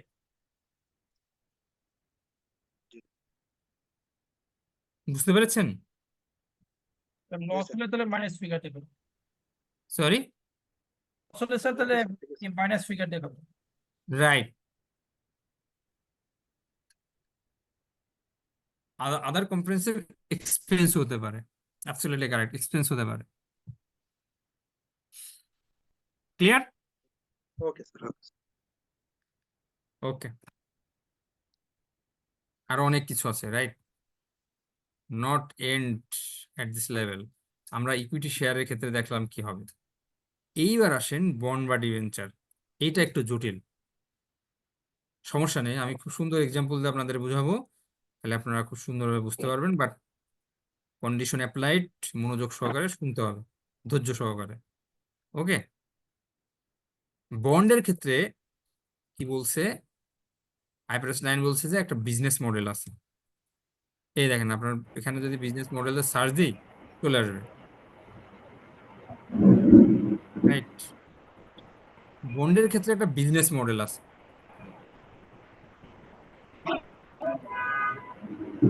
এই যে বিজনেস মডেল দেখছেন, বিজনেস মডেল আছে, রাইট? এই যে বিভিন্ন জায়গায় বিজনেস মডেল আছে, রাইট? Subsequent business model. তার মানে কি বন্ডের ভ্যালুয়েশনের ক্ষেত্রে এই বিজনেস মডেল আছে। So what is this business model? So let us discuss the business model. Business মডেলটা কি? বিজনেস মডেলটা আমি আরো সুন্দরভাবে বোঝানোর জন্য, আপনাদের ব্যাকগ্রাউন্ড নয়েজ আসতেছে, প্লিজ ব্যাকগ্রাউন্ড নয়েজ আসলে এখানে ক্লাস রিপ্রেজেন্টেটিভ দায়িত্ব হচ্ছে হলো যার কাছ থেকে আসতেছে তারটা মিউট করে দেয়া। এই যে বন্ডের ক্ষেত্রে একটা বিজনেস মডেল আছে, সেই বিজনেস মডেলের ফার্স্ট ক্রাইটেরিয়া হচ্ছে হলো solely payment of principal and interest, SPPI criteria সংক্ষেপে বলা হয়। আর the financial asset contractual cash flow solely payment of principal interest. এইটা দেখে আপনার কাছে কঠিন মনে হতে পারে পড়ে বুঝতে, তা আমি জিনিসটা সহজ করে দিই। ধরেন আপনার কোম্পানি একটা বন্ডে ইনভেস্ট করছে, আর একটা কোম্পানি ডিবেঞ্চারে ইনভেস্ট করছে। তো ওই ডিবেঞ্চারের বৈশিষ্ট্য হচ্ছে হলো 5 বছরের জন্য মেয়াদ, প্রত্যেক বছরে সে 10% করে ইন্টারেস্ট দেবে। 5 বছর শেষ হয়ে গেলে যে প্রিন্সিপাল অ্যামাউন্ট থাকে সেইটা ফেরত দিয়ে দেবে যারা ইনভেস্ট করবে তাদেরকে। তাহলে এই বন্ড থেকে আপনি কি পাচ্ছেন? ইন্টারেস্ট পাচ্ছেন, আর মেয়াদ শেষে প্রিন্সিপাল অ্যামাউন্টটা ফেরত পাচ্ছেন। এইটার নাম হচ্ছে হলো solely পেমেন্ট অফ প্রিন্সিপাল আর ইন্টারেস্ট, অর্থাৎ প্রিন্সিপাল আর ইন্টারেস্ট ছাড়া এই বন্ডে আর কিছু নাই। এখন অনেকেই জিজ্ঞাসা করতে পারেন, স্যার বন্ডে কি এর বাইরে কোনো কিছু থাকে নাকি? ইন্টারেস্ট আর প্রিন্সিপালই তো। না, এর বাইরেও থাকে। এবারে কি থাকতে পারে? বন্ডটাকে শেয়ারে কনভার্সনের অপশন থাকতে পারে। ওই অপশন থাকলে আর এই বিজনেস মডেল আসবে না। আমি কি বুঝাতে পেরেছি? তাহলে বিজনেস মডেলের ফার্স্ট ক্রাইটেরিয়া হচ্ছে হলো SPPI criteria, solely payment of principal and interest. আমি যতটুকু বলছি এতটুকু তো বুঝছেন, তাই না? এসপিপিআই ক্রাইটেরিয়া জি স্যার। এভরিওয়ান, না বোঝার কিচ্ছু নেই, একেবারে সিম্পল। এইবার আপনাকে কোশ্চেন করতে হবে, আমি এসপিপিআই ক্রাইটেরিয়া পেলাম, আমার কোম্পানি কি এটা 5 বছর পর্যন্ত ধরে রাখবে না তার আগেই সেল করে দেবে? 5 বছর পর্যন্ত যদি আমার কোম্পানি এটা ধরে রাখে দ্যাট সেটার মিনস নাম, ম্যাচুরিটি পর্যন্ত আর কি। রাইট, ম্যাচুরিটি পর্যন্ত ধরে রাখে সেটা। এই যে এরপরে আসলে বলছে যে find out the business model objective. Business মডেলের অবজেক্টিভ কি? Hold to collect contractual cash flow. Hold to collect contractual cash flow মানে একেবারে ম্যাচুরিটি ডেট পর্যন্ত ধরে রাখা। তাহলে ওটার অ্যাকাউন্টিং করবেন অ্যামোর্টাইজ কস্ট মেথডে। আর যদি 5 বছরের আগেই সে বিক্রি করে দেয়, এটার নাম হলো both hold to collect contractual cash flow and for sale. তাহলে আপনাকে ক্লাসিফিকেশন করতে হবে ফেয়ার ভ্যালু থ্রু ওসিআই দিয়ে। তার মানে মেয়াদের আগে যদি আপনি বিক্রি করে দেন, এই ধরনের ইন্টেনশন থাকে, তাহলে ফেয়ার ভ্যালু থ্রু ওসিআই দিয়ে আপনাকে মেজারমেন্ট করতে হবে। আর যদি মেয়াদ শেষ পর্যন্ত ধরে রাখেন তাহলে অ্যামোর্টাইজ কস্ট মেথডে। দেখেন এই ল্যাঙ্গুয়েজ গুলো কিন্তু সব আপনার বইতে আছে, কিন্তু বইতে যে ডিসকাশন আছে এটা পড়ে বুঝতে গেলে আপনাকে অনেক ঘাম জড়াইতে হবে, এবং আদৌ বুঝতে পারবেন কতজন সেটাও একটা বিষয় আছে। কিন্তু এই যে এক্সাম্পল দিলাম, আমার মনে হয় সবাই বুঝতে পারছেন আপনারা। Hope so. জি স্যার, বুঝতে পারছি। জি স্যার। বুঝতে পেরেছেন তাই না? This is called business model, right? এই যে এই জিনিসগুলো সব কিন্তু আছে, hold to collect contractual cash flow, এটা নাই, কিন্তু এগুলো সব আপনার আইএফআরএস এর language. held to collect contractual cash flow and held to collect contractual cash flow and for sale, right? তাহলে আমি এতটুকু বুঝলাম যে ফার্স্ট আসলে এসপিপিআই ক্রাইটেরিয়া ফুলফিল করতে হবে, তারপরে হলো এটাকে আমি শেষ পর্যন্ত ধরে রাখবো, মেয়াদ পর্যন্ত যদি ধরে রাখি তাহলে অ্যামোর্টাইজ কস্ট মেথডে অ্যাকাউন্টিং করব, আর তা যদি না করি তাহলে ফেয়ার ভ্যালু থ্রু ওসিআই দে। আর যদি এই এসপিপিআই ক্রাইটেরিয়াই ফুলফিল না করে তখন ফেয়ার ভ্যালু থ্রু পিএনএল। এই যে ফ্লো চার্টটা দেখেন, contractual cash flow solely for the payment of principal and interest, SPPI criteria. SPPI criteria যদি ফুলফিল না করে, যেমন এখানে একটা এক্সাম্পল আছে, convertible bond into fixed number of share, তাহলে ফেয়ার ভ্যালু থ্রু পিএনএল এই ক্লাসিফিকেশনে নেবেন। আর যদি এসপিপিআই ক্রাইটেরিয়া ফুলফিল করে এবং বিজনেস মডেলের অবজেক্টিভ যদি হয় শেষ পর্যন্ত ধরে রাখা, মানে যে business model objective to hold contractual cash flow, তাহলে অ্যামোর্টাইজ কস্ট মেথডে যাবেন।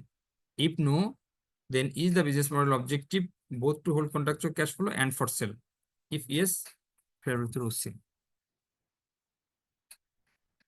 That's all. This is very simple. Okay? Sir যদি একটা এক্সাম্পল দিতেন স্যার ভালো হতো। হ্যাঁ, এক্সাম্পল দিব তো। এক্সাম্পল তো Thank you, অবশ্যই sir. আছে, না? এক্সাম্পল অবশ্যই আছে। সব থেকে ভালো হয় আমি একটা কোশ্চেন সলভ করি, রাইট? ধরেন আপনার বই থেকে একটা কোশ্চেন সলভ করি, রাইট? তাহলে আপনি খুব আপনারা ভালো করে বুঝতে পারবেন, তাই না?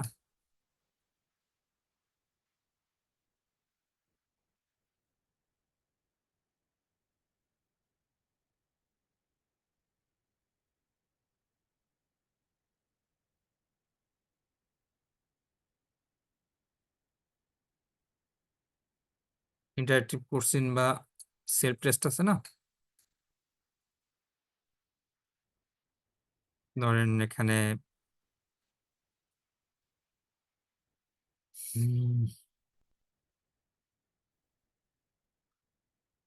Self test question,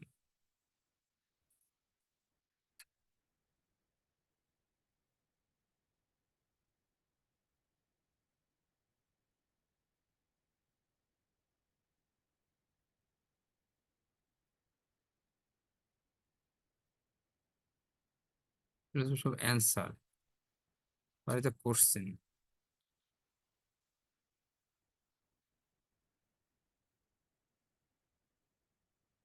Okay, these are the question, I believe. Self-test question, right?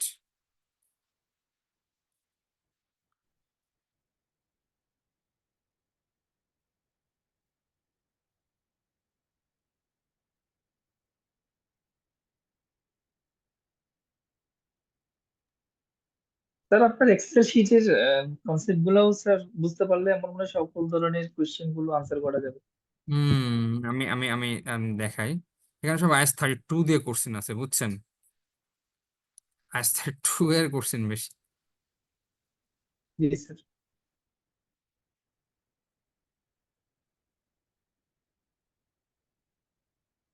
আচ্ছা, এই যে একটা কোশ্চেন, এটা আমি বানাইনি, রাইট? ধরেন একটা লোন নোট, রাইট? 1 জানুয়ারি 2025 ধরলাম। বেপি PLC purchase 150,000 6% loan note, right? The loan note will be redeemed at a premium on 31st December 2028 ধরলাম। ইফেক্টিভ ইন্টারেস্ট রেট হলো 7.5%। তাহলে এই যে এক্সাম্পলটা দিয়েছে, এই এক্সাম্পলটাতে কি আছে? আপনার একটা লোন নোটে ইনভেস্ট করছে, আমি ধরলাম এটা ডিবেঞ্চারের মতো, যেটার রিডিম করতে পারবে কখন? 25, 26, 27, 28, 4 বছর পরে, তাই না? 4 বছর পরে ইন্টারেস্ট পাবে কত? কুপন ইন্টারেস্ট রেট হলো 6%, বুঝতে পেরেছেন? Coupon interest rate. আর ইফেক্টিভ ইন্টারেস্ট রেট কত? 7.5%। যেহেতু এটা আপনার প্রিমিয়ামে আপনার করা যাবে, দ্যাটস ওয়াই ইফেক্টিভ ইন্টারেস্ট রেটটা হলো বেশি, বুঝতে পেরেছেন? তাহলে এই যে এক্সাম্পলটা, এই এক্সাম্পলটাতে কোম্পানির ইন্টেনশনটি সেটার উপর ডিপেন্ড করছে। কোম্পানি যদি 4 বছর পর্যন্ত এটা ধরে রাখে, তাহলে তাকে অ্যাকাউন্টিং করতে হবে হলো অ্যামোর্টাইজ কস্ট মেথডে। তাহলে আমি যাই, এটার দুইটা সিনারিও দেখি। ওকে, ইন্টেনশনের উপর ডিপেন্ড করবে। তাহলে ফার্স্ট সিনারিও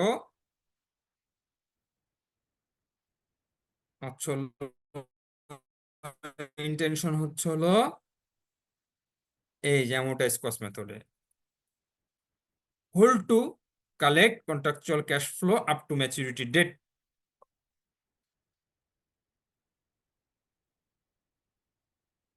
রাইট? এরকম যদি হয় তাহলে আমাকে কি করতে হবে? অ্যামোর্টাইজ কস্ট মেথডে অ্যাকাউন্টিং করতে হবে। ওপেনিং ব্যালেন্স কত ছিল? Opening balance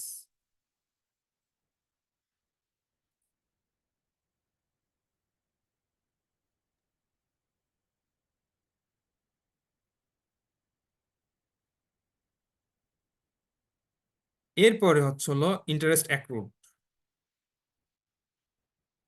interest at the rate of 7.5%, right? আর হলো ইন্টারেস্ট রিসিভ,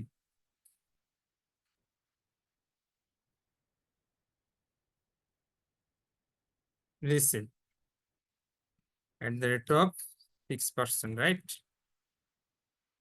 আর হলো ক্লোজিং ব্যালেন্স,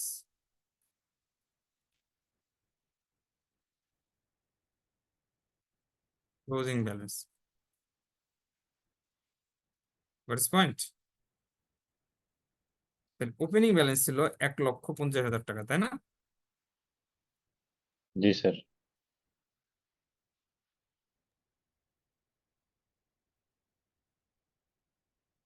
ইন্টারেস্ট অ্যাক্রুড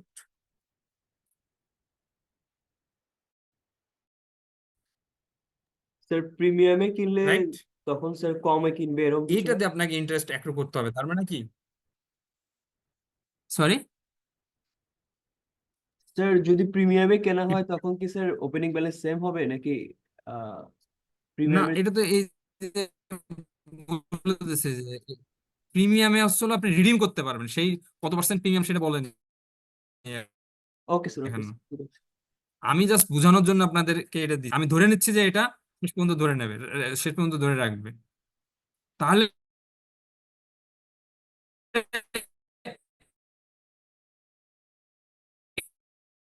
এটার অ্যাকাউন্টিং কিভাবে করবেন? এটার উপর কুপন ইন্টারেস্ট রেটে আপনি ইন্টারেস্ট রিসিভ করবেন, রাইট? ক্লোজিং ব্যালেন্সটা কিভাবে আসবে? এইটা প্লাস এটা মাইনাস এটা, রাইট? এটা হলো ক্লোজিং ব্যালেন্স। দেখেন 4 বছর পরে যে ব্যালেন্সটা থাকবে, ব্যালেন্সটা কিন্তু বাড়তেছে, দেখছেন? বাড়তে বাড়তে যে ব্যালেন্সটা থাকবে ওই ব্যালেন্সে আপনাকে সে ফেরত দেবে। তাহলে প্রিমিয়াম হয়ে গেল না? বুঝছেন? তাহলে প্রথম বছর শেষে ব্যালেন্স শিটে কি দেখাবেন? ব্যালেন্স শিটে অ্যাসেটের ভিতর, লং টার্ম অ্যাসেটের ভিতর এটা ব্যালেন্স শিটে দেখাচ্ছেন, রাইট? ইনকাম স্টেটমেন্টে আপনি ইনকাম দেখাবেন এইটা। জি। This is called amortize cost method. Understood? বুঝছেন সবাই? এটা ইনকাম স্টেটমেন্টে যাবে, এটা ব্যালেন্স শিটে যাবে। ক্লিয়ার? তাহলে স্যার এইটা ওই যদি ম্যাচুরিটির শেষে ওই 7.5%-ই থাকবে আর কি। ম্যাচুরিটির শেষে 7.5%, মানে 4 বছর ধরে 7.5% করে থাকবে। কেন 7.5% হচ্ছে? যে আপনি এই যে প্রিমিয়ামের এই করবেন এই কারণে, একটা রিসিভ করতেছে আর বাকিটা ডিউ থাকতেছে। রাইট? হ্যাঁ, যেমন আমরা তো পাচ্ছি প্রতি বছর 6%, রাইট? হ্যাঁ, পাচ্ছি 6%, কিন্তু অ্যাক্রু করবো 7.5%। যদি প্রিমিয়ামে আমি করব এই কারণে। কি কোনো রিসিভেবল ক্রিয়েট হবে না? রিসিভেবল ক্রিয়েট হবে না, এটা এটা তো তো রিসিভেবল। অ্যাসেটের ব্যালেন্সে চলে গেল। এটা তো রিসিভেবলের বিষয় না। আপনাকে সে এটা ধরে নেওয়া হবে যে ইন্টারেস্ট এটা দিয়ে দিছে। হ্যাঁ, আপনি বলতে পারেন যদি এটা 31 ডিসেম্বরে না দেয় তাহলে ইন্টারেস্ট রিসিভেবল হবে, তখন কিন্তু এই ব্যালেন্সটা আরো বাড়বে। আমি বলতে এই চাচ্ছি ব্যালেন্সটা তখন যদি হুম আমি 1 বছর পরে এটা রেকর্ড করি, তাহলে আমি যদি 6% রেটে ইন্টারেস্ট রিসিভ করি, সেক্ষেত্রে তো হুম আমি যেহেতু ইনকাম স্টেটমেন্টে স্যার 7.5% নিচ্ছি, হুম হুম তাহলে এই যে 1.5% যেটা থাকে, এটা কি আমি স্যার এই যে ওপেনিং ব্যালেন্সের সঙ্গে প্লাস করে দেখাবো, নাকি এই 1.5% গ্যাপটা কিভাবে শুরু করবো? যে ক্লোজিং ব্যালেন্সে তো কিভাবে বাড়ছে দেখাবেন? আচ্ছা ফিগারটা। আচ্ছা, আমার কাছে শুনেন এবার। ওকে, আপনি ওপেনিং ব্যালেন্সে কি দেখাইছিলেন? ইনভেস্টমেন্ট ডেবিট করছেন, ব্যাংক ক্রেডিট করছেন, ভেরি সিম্পল, জি রাইট? স্যার, জি স্যার। এবার আসেন, ইন্টারেস্ট অ্যাক্রু করছেন, রাইট? তার মানে জার্নাল এন্ট্রি হয়েছে ইন্টারেস্ট ইনকাম ক্রেডিট, আমার কথা শুনেন, অ্যাসেট ডেবিট, রাইট? আবার যখন ইন্টারেস্ট এটা রিসিভ করে ফেলছেন, এই জার্নাল এন্ট্রি কিন্তু আপনাকে দিতে বলবে না, রাইট? দিতে বললে দিবেন এইভাবে, রাইট? যখন ইন্টারেস্ট রিসিভ করছেন, তখন আবার কি হয়েছে? ক্যাশ ডেবিট হয়েছে, আর এই ইনভেস্টমেন্ট ক্রেডিট হয়ে গেছে। এইভাবে করে আপনার ব্যালেন্সটা আসছে, ভেরি সিম্পল। ইনভেস্টমেন্টের লেজারটা এইভাবে করে আসছে। তাহলে এটা আপনি ব্যালেন্স শিটে অ্যাসেটের ভিতরে রাখবেন, তাহলে আপনার ইনকাম স্টেটমেন্টে কোনটা যাচ্ছে? এটা যাচ্ছে, দ্যাটস অল, হয়ে গেল। আপনাকে সেকেন্ড যখন ইয়ার কি ইন্টারেস্ট হিসেব 9,000 টাকা দেখাবো? সেকেন্ড ইয়ারে ইন্টারেস্ট কোনটা কত দেখাবেন? ইয়েস, এটা এই এই ক্যারিং অ্যামাউন্টের উপর দেখাইতে হবে সেকেন্ড ইয়ারে। স্যার এটা কি মানে ইন্টারেস্টে যে উইন্ডিং আপ হয় মানে কিউমুলেটিভ হারে যে ক্যারিং রাইট অ্যামাউন্টের রাইট উপরে? রাইট রাইট রাইট রাইট এটা কি চক্রবৃদ্ধি?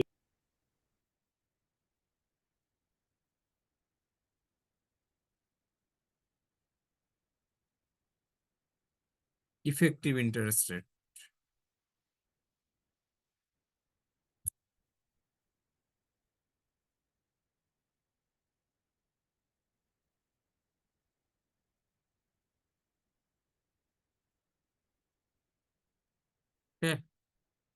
এটা কিন্তু সেমই থাকবে, রাইট? এটা সবসময় কুপন আমরা নমিনাল রেটের উপর পাবেন।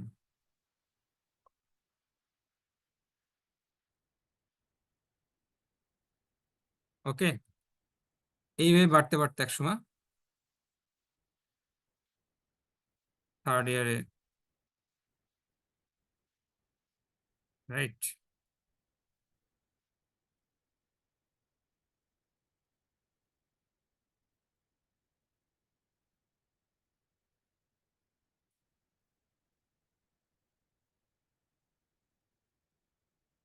ফোর্থ ইয়ারে,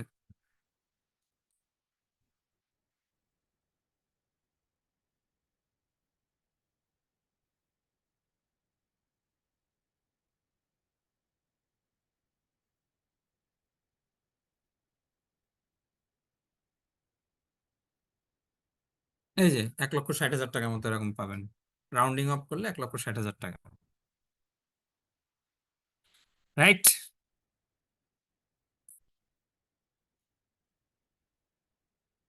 বুঝতে পেরেছেন? Amortize cost method, that's all. Any question so far? এখন আসেন, এটা যদি স্যার একটা ধরেন তার কোশ্চেন ছিল আগেই স্যার। বিক্রি করে দেন। হ্যাঁ বলেন স্যার এই প্লিজ। ইন্টারেস্ট অ্যাক্রুড যে 11,250 স্যার আমরা পিএল এ চার্জ করবো, স্যার এটা কি পিএল এ চার্জ করবো না ওসিআই তে চার্জ করবো? এটা পিএনএল এ চার্জ করবেন। ইন্টারেস্ট এক্সপেন্স বা ইন্টারেস্ট ইনকাম কখনো ওসিআই তে চার্জ হয় না। ঠিক আছে sir, okay, thank you sir, thank you sir. Even even আপনি ইনস্ট্রুমেন্টটা, ফর এক্সাম্পল ইনস্ট্রুমেন্টটা ক্যাশ ফ্লোতে এরকমই আসবে। আপনার ইন্টেনশনের উপর ডিপেন্ড করছে এটা কিভাবে ক্লাসিফাই করবেন। আপনার ইন্টেনশন হচ্ছে হলো তার আগেই সেল করে দেওয়া, মানে second time fair value through OCI, right? এটাই কখন যাবেন? এটাই যদি আপনি এই মাঝামাঝি পর্যায়ে সেল করে দেন, ধরেন এখানে সেল করে দিলেন, মানে ইন্টেনশন এরকম যে আমি 2 বছর পরে সেল করে দেবো, দ্যাটস অল। বা 3 বছর পরে সেল করবো, বা যখন দাম বাড়বে, যখন আমার টাকার প্রয়োজন হবে সেল করে দেবো। এরকম যদি হয় তখন আপনার ক্লাসিফিকেশন যাবে এটাই। তখন আপনার কি হবে, ফেয়ার ভ্যালু দেওয়া থাকবে, যে ফেয়ার ভ্যালু কত, ফেয়ার ভ্যালু। ফেয়ার ভ্যালু দিয়ে থাকলেও কিন্তু আপনাকে এই শিডিউল তৈরি করতে হবে। কেন বলেন তো?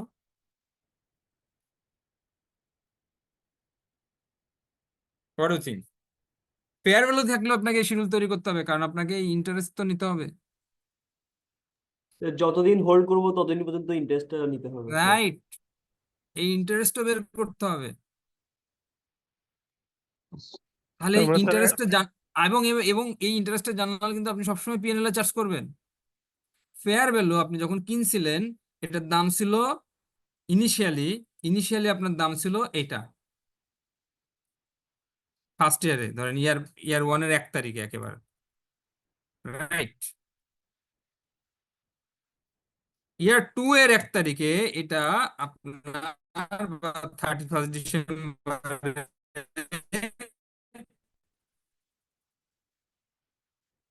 এটার দাম হয়ে গেল 180। তখন কি করতে হবে আপনার, ফেয়ার ভ্যালু একটা গেইন আসবে, রাইট? এই যে গেইনটা আসলো, ফেয়ার ভ্যালু আপনি বাড়ায় দেখালেন ইনভেস্টমেন্ট, আর এই 30,000 টাকা যে গেইন দেখালো আসলো না, এইটা ওসিআইতে যাবে, রাইট?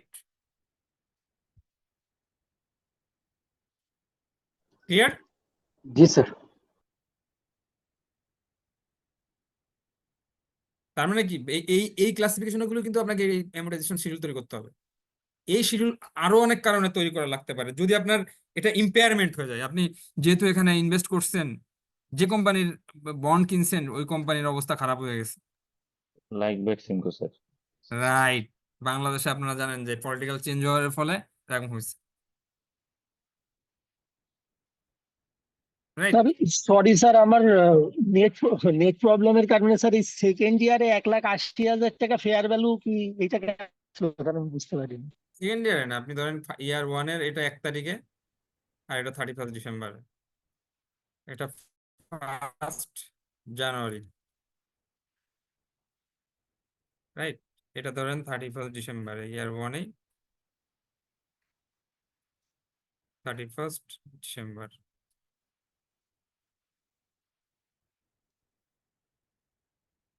রাইট? তাহলে কি হবে? তাহলে আপনার এই যে 30,000 টাকা গেইন আসলো, এই 30,000 টাকা ওসিআইতে যাবে, investment debit, OCI credit. Clear?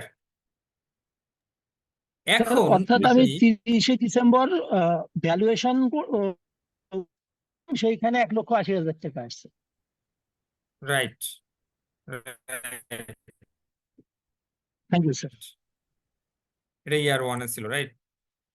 ইয়ার 2-তে যে আপনি কি করলেন, বিক্রি করে দিলেন।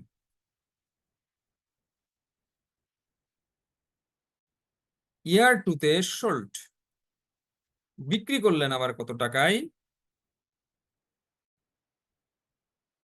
200,000। দেখেন মজার ব্যাপার কি, দেখেন এই যে 200,000 বিক্রি করছেন না, তাহলে এখানে আরো গেইন কত আসছে, ফার্দার গেইন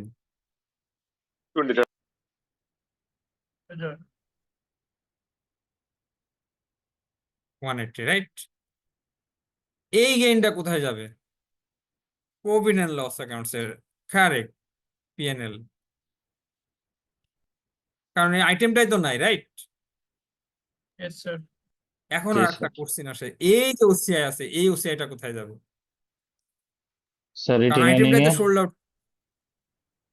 স্যার রিটেনিং এ চলে যাবে স্যার। AOC এটাতে রিটেন আর্নিং এ চলে যাবে। This is not correct, Preparation. your answer is wrong. শেয়ারের ক্ষেত্রে এটা রিটার্ন আর্নিংসে যেত, কিন্তু বন্ডের ক্ষেত্রে there is ডিফারেন্স, এটা পিএনএল এ চলে যাবে বন্ডের ক্ষেত্রে। এই রিক্লাসিফিকেশন হয়ে এই ওসিআইটা চলে যাবে পিএনএল এ, রাইট?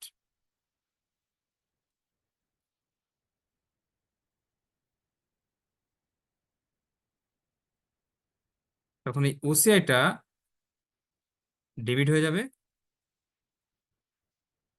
আর পিএনএল ক্রেডিট হবে।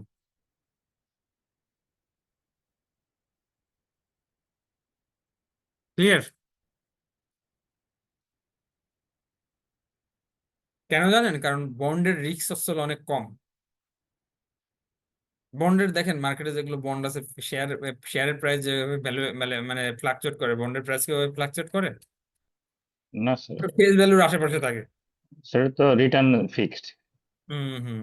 তার মানে কি, এখানে যে বন্ডের ক্ষেত্রে যে ওসিআইটা আছে ওটা রিক্লাসিফাই হয়ে, এটা রিস্ক কম, রিক্লাসিফাই হয়ে এই জন্য পিএনএল যাবে। ক্লিয়ার? জি স্যার। That's all. এটা একটা বুঝলে আর অন্যগুলো সেম হয়ে চলবে। আর শিডিউলের মধ্যে ক্লোজিং ব্যালেন্সের যে জার্নালটা বললেন সেটাকে আরেকবার বলা যাবে স্যার?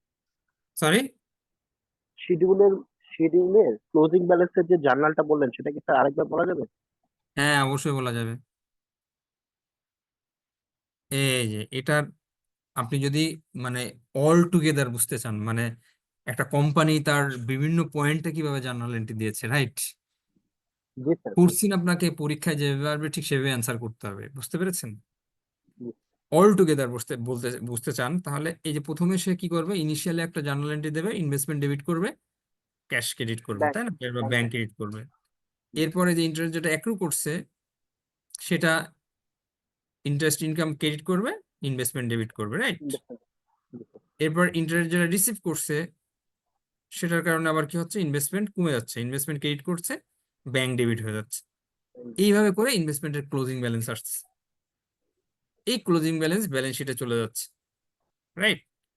আর ইনকাম স্টেটমেন্টে যাচ্ছে হলো এইটা। শুধু একদম। ক্লিয়ার? জি স্যার। ওকে। এই তো প্রতি বছর এরকম করে জার্নাল এন্ট্রি। মেয়াদ শেষে যখন আপনার এটা রিডিম করে দেবে তখন ভেরি সিম্পল, ব্যাংক ডেবিট হবে, ইনভেস্টমেন্ট ক্রেডিট হয়ে যাবে। Thank you. এই তো। স্যার এরপর আমার স্যার হ্যাঁ একটা বলেন। কোশ্চেন ছিল। স্যার বলেন। আমরা আমাদের শেষ লাস্ট ইয়ারে যখন আমরা এটা রিডেমশন করব তখন ওসিআই এর যদি ওসিআই তে যে ব্যালেন্সটা আছে সেটা যদি একাধিক বছরের কোনো রিজার্ভ আমার ব্যালেন্স শিটে থাকে তাহলে এটা এটা এটা কিভাবে স্যার ট্রিটমেন্টটা হবে স্যার? এই যে ট্রিটমেন্ট তো বললামই, ওসিআই ওসিআই হলো যখন বিক্রি করে দেবেন, রাইট? জি স্যার। অথবা রিডিম করলেন, জি স্যার। যদিও আপনার রিডিম হবে না কারণ আপনার ইন্টেনশনই তো ওইটা না। না, আপনি যে জি স্যার। চিকিৎসা করছে আপনার ওই ইন্টেনশন তো ওইটা না। যখন রিডিম করবেন তখন পুরো ওসিআইটা এভাবে পিএনএল এ চলে যাবে। রিডিম করা মানে তো ওটা থাকছে না। আমি ধরে নিলাম কোনো কারণে আপনি বিক্রি করেন না, ইন্টেনশন ছিল আবার বিক্রি করেন, পুরো ওসিআইটা ডেবিট হয়ে যাবে, পিএনএল ক্রেডিট হয়ে যাবে, কিউমুলেটিভ যে ওসিআই থাকবে। ক্লিয়ার? জি sir. I think you have understood very well. এখন আপনাদের কাজ হচ্ছে হলো টেক্সট বইটা একটু ফলো করা। এখানে এখানে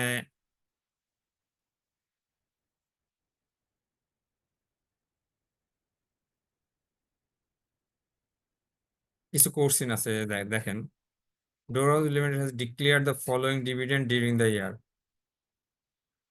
An ordinary dividend of dividend journal very simple.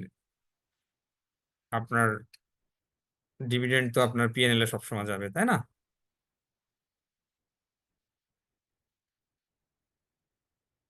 IS-32 এ 2 পড়াতে হবে আপনাদের, বুঝতে পারছি। এখানে দেখি IS-32 এর অনেক কিছু আছে। কম্পাউন্ড ফাইন্যান্সিয়াল ইনস্ট্রুমেন্ট আছে, এটা নেক্সট ক্লাসে পড়াবো। IS-32 কম্পাউন্ড ফাইন্যান্সিয়াল ইনস্ট্রুমেন্ট এগুলো পড়াবো, নো ইস্যু।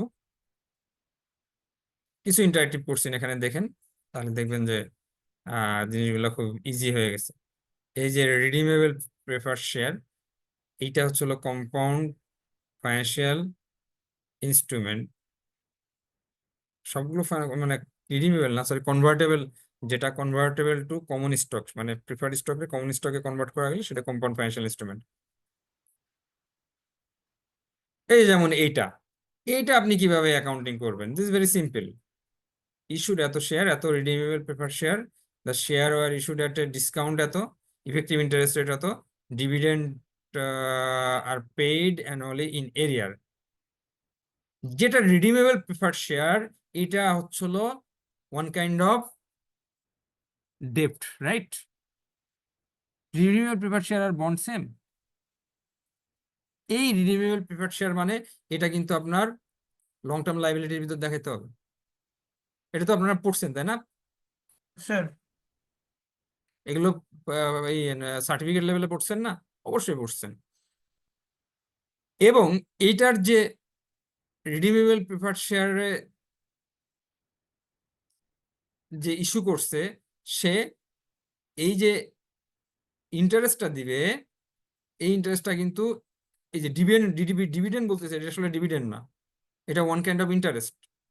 এটা কিন্তু পিএনএল এ দেখাবে, not statement of change in equity. Normally interest কোথায় যায়, সরি, ডিভিডেন্ড কোথায় যায়? স্টেটমেন্ট অফ চেঞ্জ ইন ইকুইটিতে যায়। বাট রিডিমেবল প্রিফার্ড স্টকের ডিভিডেন্ড নেট প্রফিটে চার্জ করে। এটা তো জানেন, তাই না? জি sir. Okay, that's good. But এইটা যদি ইরিডিমেবল প্রিফার্ড স্টক হতো, তখন এগুলো কিন্তু আবার অন্যভাবে কাজ করতো। তখন এই যে এটা ইকুইটির ভিতর চলে যেত, এই 3 লাখ টাকা, তাই না? আর এই ডিভিডেন্ডটা তখন স্টেটমেন্ট অফ চেঞ্জ ইন ইকুইটিতে যেত। তাহলে এটাও সেম অ্যামোর্টাইজ কস্ট মেথডে করতে হবে। Very simple. স্যার একটা প্রশ্ন আছে। হুম। স্যার ইরিডিমেবল যদি আমাদের মানে কমন স্টকের সঙ্গে অ্যাড হয়, সেক্ষেত্রে কি মানে আমরা যখন ইপিএস ক্যালকুলেশন করব তখন কি করব? না, ইপিএস তো শুধু কমন স্টকের ক্ষেত্রে আসবে, আপনার এই প্রেফার্ড স্টক আসবেই না সেখানে। ইরিডিমেবল হলেও সেখানে তো ডিভিডেন্ড ফিক্স থাকে। স্যার এটা ওই স্টক হোল্ডাররা তো ডিভিডেন্ডে আপনার অংশগ্রহণ করতে পারবে না। বুঝতে পেরেছেন? স্যার বুঝতে পারছি sir. Okay, so that's all for today's session. আমরা IAS 32টা আগামী ক্লাসে পড়ব, and it would not take more than 40 minutes. আমরা কিছু কোশ্চেন সলভ করবো, দেন ওভারঅল ফাইন্যান্সিয়াল ইনস্ট্রুমেন্টের উপর কিছু কোশ্চেন সলভ করবো। ওকে, ওকে স্যার। তাহলে আজকে আপনাদের বইতে যেটা আসছে অধিকাংশ হলো বন্ডের উপর, রাইট? বন্ড আর হচ্ছে হলো IAS 32 এর কিছু বন্ড, লোন নোট, এইগুলা ভেরি সিম্পল। দেখছেন পিরিয়ড, এটা ওপেনিং ব্যালেন্স, এটা হলো ইফেক্টিভ ইন্টারেস্ট রেট, এটা হচ্ছে হলো ধরেন ইন্টারেস্ট পেইড, ক্যারিং অ্যামাউন্ট। ওকে, IAS 32 এর কিছুই আছে, এগুলো সামনের ক্লাসে আলোচনা করব। আই থিঙ্ক, বাট যতটুকু আলোচনা করা হয়েছে আপনারা ভালো বুঝতে পেরেছেন। বাট আপনাদের এই বইতে আমি দেখতেছি যে শেয়ারে ইনভেস্টমেন্টে তেমন কিছুই নাই। পরীক্ষায় কিন্তু আসে শেয়ারের investment, note it down, right? Share ইনভেস্টমেন্টে তেমন কিছুই নাই।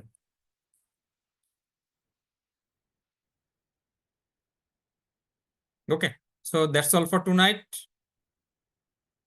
C in the next session. Next সেশনে আমরা কি কি পড়বো? ফাইন্যান্সিয়াল ইনস্ট্রুমেন্টের, financial instrument it's a very complex accounting standard, I would say. Financial ইনস্ট্রুমেন্টের 32 তো পড়বো, সাথে সাথে আমাদের আইসিবি ম্যানুয়াল তো অবশ্যই আমরা দেখব। আইসিবি ম্যানুয়ালটাই দেখেন আর কোশ্চেন গুলো সলভ করেন, আমার মনে হয় হয়ে যাবে, রাইট? ICAW কিছু কোশ্চেন দেখতে পারেন, এসব থেকে আরো ভালো হয় যদি সময় পান, right? Time is very important. আপনাকে তো ওই টাইম ম্যানেজটা করাও ডিফিকাল্ট। তা আমি কিছু কোশ্চেন দিব, আপনারা ওইগুলো সলভ করেন, আমার মনে হয় হবে। ওকে, তা নেক্সট ক্লাসে আমরা ফাইন্যান্সিয়াল ইনস্ট্রুমেন্টটা শেষ করব। এরপরে যে অ্যাকাউন্টিং স্ট্যান্ডার্ডটা আমরা দেখব, আপনাদের এর বাইরে অ্যাকাউন্টিং ক্লাসে আর কি কোন কোন স্ট্যান্ডার্ড পড়ানো হয়েছে? স্যার IFRS আইএস 8 16, পড়ানো হয়েছে আর আইএফআরএস 5। IFRS 5, IAS 8। তাহলে আমি IFRS 16টা দেখাবো আপনাদেরকে, হ্যাঁ? Okay sir. ওকে, তাহলে এইটা শেষ হলে IFRS 9 আর 32, IAS 32 শেষ হলে IFRS 16 লিজ অ্যাকাউন্টিং, ওই চ্যাপ্টারটা তাহলে একটু দেখে দেখেন। ওকে জি ওকে, sir. all for tonight. Thank you very Okay. much. সালাম Thank আলাইকুম। you. জি আসসালামু আলাইকুম স্যার। স্যার আইফার 16 টা কোথা থেকে দেখবো? Next class IFRS 16 and rest of the financial instrument. আগে থেকে স্যার দেখতে আজকে বললেন না, ওটা কি ম্যানুয়াল থেকে দেখবো নাকি অন্য কোথাও? ম্যানুয়াল থেকে দেখেন, ম্যানুয়াল থেকে দেখলে that's good. Okay sir, sir আসসালামু আজকে আলাইকুম। স্যার আজকে প্রেজেন্টেশন ম্যাটেরিয়ালটা পাওয়া যাবে? দিব প্রেজেন্টেশন ম্যাটেরিয়ালস আপনাদেরকে দিয়ে শেয়ার করছি, নো ইস্যু।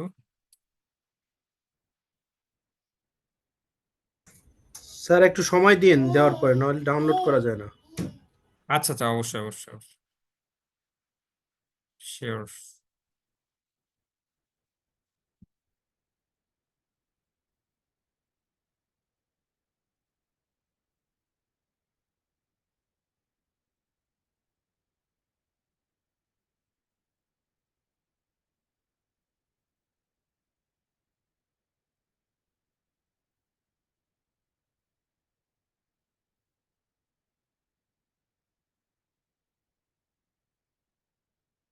Got it?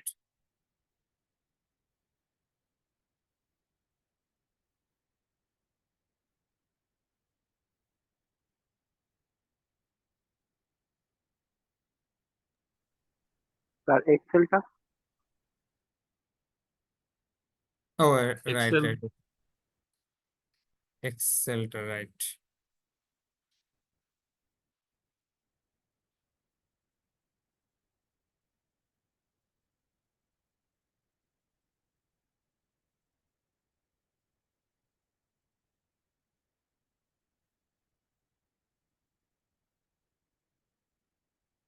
এক্সেলের অনেক কিছু এখন আলোচনা করা হয়নি।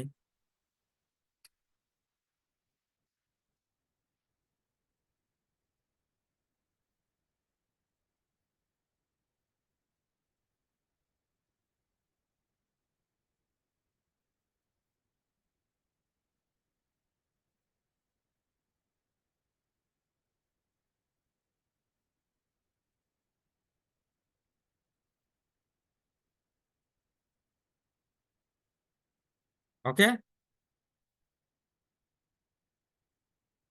Thank you. জি sir, thank you sir. Thank you.